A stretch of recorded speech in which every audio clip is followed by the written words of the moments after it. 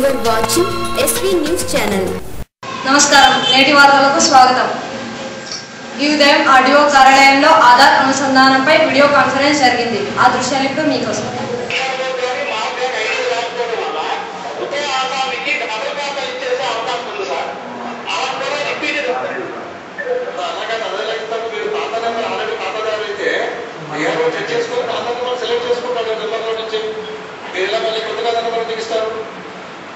తప్పదు.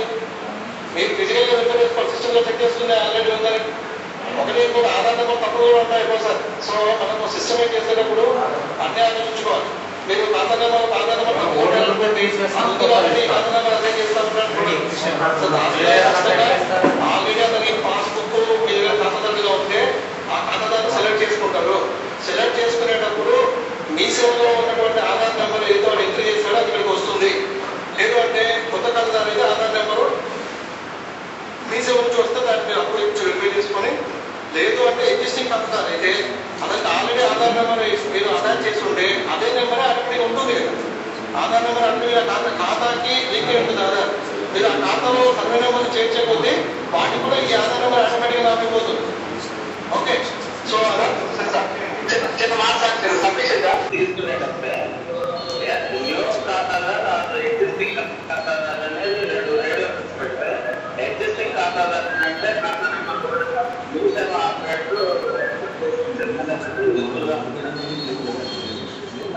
ఇసుక ట్రాక్టర్లను సీజ్ చేసిన ఆధుని ఆడియో.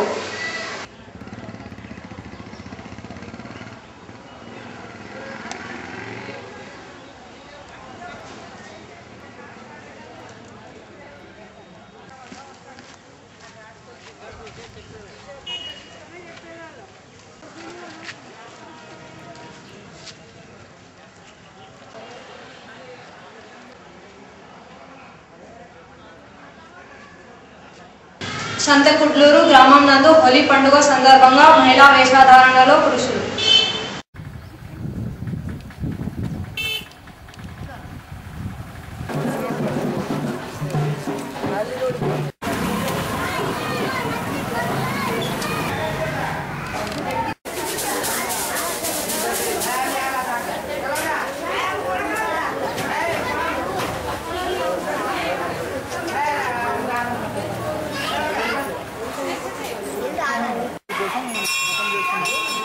పిల్లలు అయినారు ఇద్దరు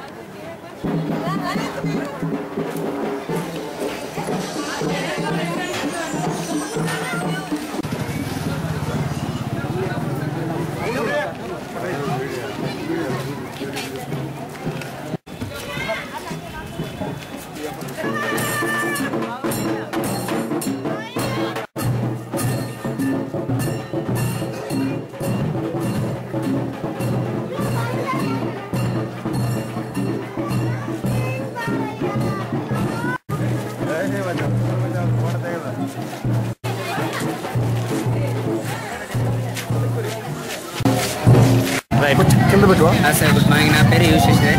నాది సంతకుడ్లూరు గ్రామం, ఆదోని మండలం, కర్నూలు జిల్లా. ఇక్కడ ప్రతి హోలీకి చాలా బాగా చేస్తున్నాం. ఎందుకంటే సంస్కృతి ముందు నుంచి వస్తున్న సాంప్రదాయాలు మా తాతగారు మా ముత్తాతగారు వారి నుంచి వస్తుంది. ఎందుకంటే ఈ వేషం వేయడం వల్ల మన కోరికలు కానీ అనుకున్నవి అవుతాయని ఒక నమ్మకం. అలాంటిది ప్రతి సంవత్సరం చేస్తాం. నేను ఇప్పుడు చేసేది 3 years నుంచి చేస్తున్నానండి. మొక్కులు తీర్చుకోవాలంటే ఇలా అందరికీ దేవునికి ఇవన్నీ అంటే ఇష్టం అనమాట. రతి మన్మత అంటే సెక్సీ గార్డ్ అనమాట. అందుకని ఇలా మగవాళ్ళు ఆడవేషంలో వచ్చి ఇలా దర్శించాం. సార్ మీ పేరు? మా పేరు శశిరేఖ. ఎప్పటి నుంచి జరుగుతున్నది? చాలా రోజులైంది, చాలా సంవత్సరాలు అయింది. కర్నూలు డిస్ట్రిక్ట్ కొనేట్ల మండలం బెల్లూరు తాలూకా సంతకూరు గ్రామంలో రంగరంగ వైభవంగా హోలీ పండుగ నిర్వహించాము. ప్రతి సంవత్సరం హోలీ పండుగ భారీ ఈ రోజుకి ఈ ఊళ్ళో మాకు బంధువులు ఉన్నారు.